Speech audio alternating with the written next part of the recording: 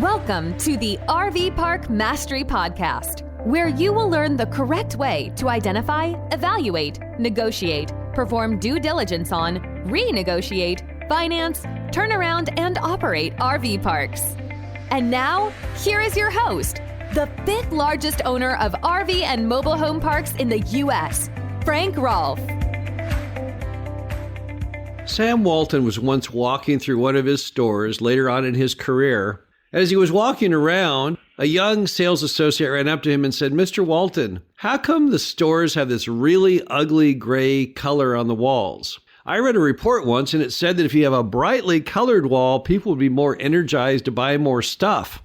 Walton said to him, "Really? Well, what would you paint it?" And the guy said, "Well, I think we should paint it purple. I think a really interesting purple color would make people more excited about shopping here." So Walton said, "You know what? Here's what we'll do. You go ahead and paint your department's wall purple, and we'll see how your sales are for a month.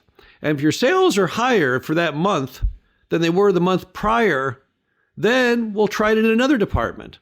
And if that works, we'll paint the whole store purple. And then if that works, we'll paint all the stores purple." Now, people were shocked that Walton, number one, would talk to the sales associate. This is way, way late in his career. And number two, he was so flexible on the idea. Even though Walmart had been gray-walled for so long that he would just suddenly say, "Okay, well, let's give it a try." But that's what applying science to your business is all about. And that's true for RV parks as much as it is for Walmart. This is Frank Rolfe, the RV Park Mastery Podcast. We're going to talk about applying science to RV parks. But let's first go over why people don't like science. Now, if you own an RV park or are buying an RV park, I would imagine you'd be pretty devoted to try and maximize the income from that property. That's what all smart owners should do. And if you want to maximize your income, surely science is a good way to get there. But yet you'll find many people fight you. Many moms and pops, they don't want to do any science. They hate the whole idea of that. So why would someone not like science? Well, often it's because people don't like the process. They find it to be difficult and cumbersome.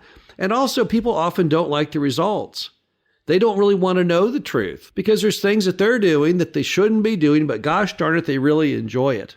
Instead, all of us, everyone who owns an RV park, anyone who buys an RV park, should instead adopt the attitude that putting on the white lab coat and trying things out is good.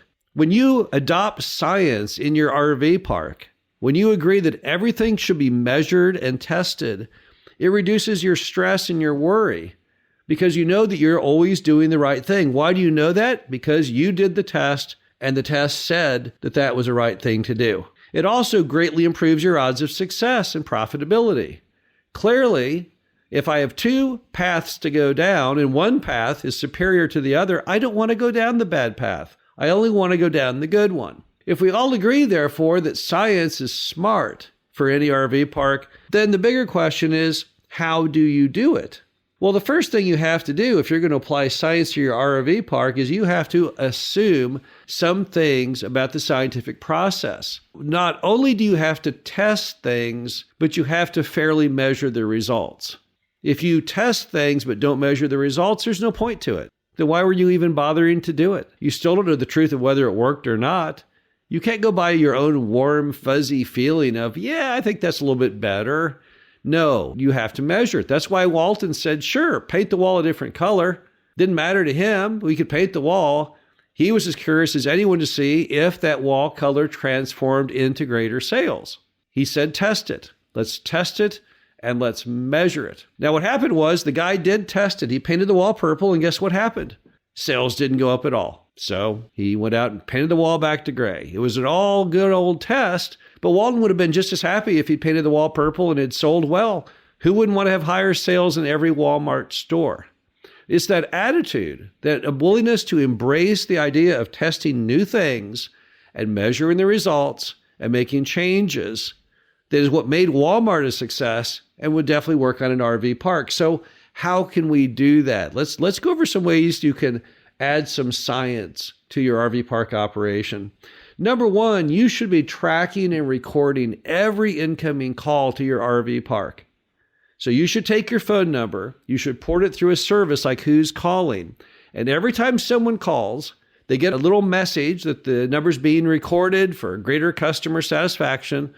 And then they hear the ringing to the manager, and that call is recorded. That phone number is recorded.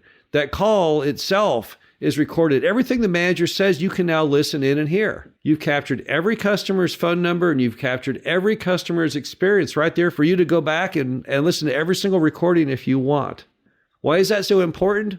2 reasons. Number one, you're able to hear what your manager tells people to see if they're doing a good job on the phone, but it also gives you that phone number that you can later call and do an exit interview, which we're going to come to here in a minute. Number 2, consumer test all of your marketing materials and website. Too many RV park owners view themselves as the ultimate resource. They say, oh, I like the way this brochure looks, or oh, this website looks great to me, but that's just you. You're not necessarily a customer even, and therefore your vote really is the least important. The people whose votes really matter are your customers. So everything you do, you should do a test with your customers. Come up with 2 or 3 different designs for everything. A website, a brochure, a logo, it doesn't matter. And then ask a sampling of people and show all 3 designs to them and see if there is a clear favorite. Large companies like Nestle, they've been doing this forever, doing market research on customers so they don't make the wrong decision on everything they do. Don't leave it up to chance, and certainly don't make yourself the deciding vote. So try things, test things on that study group, and see if there's a clear winner. If you run something by 20 different people, and 18 of the 20 prefer this website to the other designs, that's what you should go with. Because you know that design is head and shoulders better than all the others. Also, constantly check out your competitors' ideas. Go and look at what they're doing. Visit their properties. Look at their websites. Look at all their materials. There's no greater way than to expand your knowledge of what's going on than to see what all your competitors are doing to see if there are ideas there that you want to adopt. Don't just rely on your own science, rely on theirs too. They are also constantly testing new ideas. Look at their new ideas and how do those seem to be working out? And if you think those ideas would work good at your RV park, then adopt them. Give them a try. Also do frequent surveys to customers. When customers come in, ask them to give you some feedback. Among other items, hopefully they'll give you a positive social media score. That's very important in marketing. But equally important, you can find out what your strengths and weaknesses are. None of us like to hear what our weaknesses truly are, right? But at the same time, I'd be willing to do it for $1 or so, wouldn't you? When you hear what you're doing right and what you're doing wrong, and you take efforts to fix what's going wrong, clearly you become more profitable. Another thing you can do is establish a helpline. What's a helpline do? Well, it gives customers a backdoor channel, if you do not self-manage, to report to you what they don't like about their experience, or maybe even what they do like. If you have just a manager at your RV park, there's no way the customer can reach you. They can only talk to the manager. As a result, you can't really get truthful reports if there's any problems with your management itself.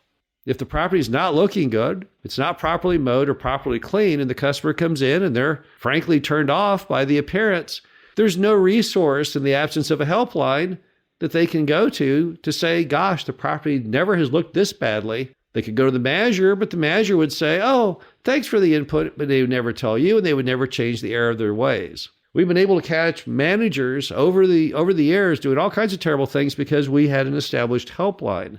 Basically a number that says need help, or for questions or comments, call this number, and you can have an email address as well.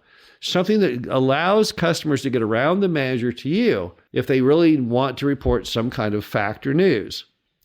Finally, always feel free to utilize exit interviews. Since you've captured those phone numbers of customers, there's no reason you cannot go back to them and find out, once again, what did we do right? What did we do wrong? Why did you not come and stay at our RV park? Why did you not stay at our RV park longer? How does our RV park compare to others? This is all extremely important information that you can utilize to do a better job. If you can figure out in any RV park what the customers are truly saying, what your strengths are, what your weaknesses are, where you fit in with the competition, this can totally revolutionize your business. If you can buy an RV park, any RV park, and increase your revenues, let's say by 10%, that's a gigantic jump in profitability. The bottom line to it all is that every little bit of science that you do in your RV park, whether it's your logo, the color of the brochure, your website, everything, the uniforms that your employees wear, all of it adds up to the overall macro whole. Every inch of it is extremely, extremely important. And there's nothing that can happen in your RV park that is too lofty and too far above the very simple process of testing. It's the repetitive use of science in RV parks that separate the really, really maximized profitability properties from those that have much greater potential that's untapped. This is Frank Rolfe, the RV Park Mastery Podcast. Hope you enjoyed this. Talk to you again soon. Thank you for listening to the RV Park Mastery Podcast. Be sure to visit us at www.rvparkmastery.com, where you can learn the correct way to identify, evaluate, negotiate, perform due diligence on, renegotiate, finance, turn around, and operate in RV parks.